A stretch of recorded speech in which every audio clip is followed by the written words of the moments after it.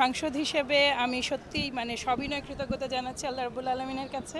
এরপর আমার দলের সম্মানিত চেয়ারম্যান, আমাদের বর্তমান প্রধানমন্ত্রী, আমার দলের নীতি নির্ধারক মহল, আমার সুদীর্ঘ এই জার্নিতে যারাই আমার পাশে ছিলেন, আমার সিনিয়র, আমার সতীর্থ, আমার জুনিয়র, তারা প্রত্যেকেই আমার আজকে এই জায়গায় আসার পেছনে একটা রোল প্লে করেছে। আমার সবার প্রতি কৃতজ্ঞতা এবং অসংখ্য ধন্যবাদ। এবার কেমন অনুভব করছি? আমি আসলে চাপ অনুভব করছি, কারণ বাংলাদেশের এমন একটা সময় বাংলাদেশ জাতীয়তাবাদী দল সরকার গঠনের দায়িত্ব পেয়েছে, খুবই দুরূহ একটা দায়িত্ব। এবং যে জনপ্রতিশ্রুতি কিংবা কর্মপরিকল্পনা নিয়ে আমরা এসেছি, যে 8টা বিষয় আমরা হাইলাইট করেছি, ইকোনমি থেকে শুরু করে প্রতিটাই নিরবিচ্ছিন্নভাবে কাজ করে যাওয়া ছাড়া এই জায়গা থেকে উত্তরণের কোনো সুযোগ দেখি না। এবং এককভাবে কাজ করলে আসলে হবে না।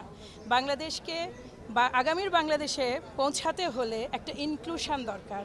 সরকারি দল বলুন, বিরোধী দল বলুন, সাধারণ মানুষ বলুন, সকলের সহযোগিতা ছাড়া এই সরকারের 100% সফল হওয়াটা দুরূহ হবে। ফলে আমরা প্রত্যাশা করি যে আমরা সেটা অর্জন করতে পারবো। আর সংসদে যেইগুলো আমাদের পলিসি, আমাদের যে স্ট্র্যাটেজি কিংবা আগামীতে যেগুলো আসতে যাচ্ছে, আমাদের সচেতন নাগরিক হিসেবে আমার দলের প্রতি দায়বদ্ধতা রেখে, মানুষের প্রতি এবং দেশের প্রতি কমিটমেন্ট অটুট রেখে যতটুকু করা প্রয়োজন আমরা সেটা করব।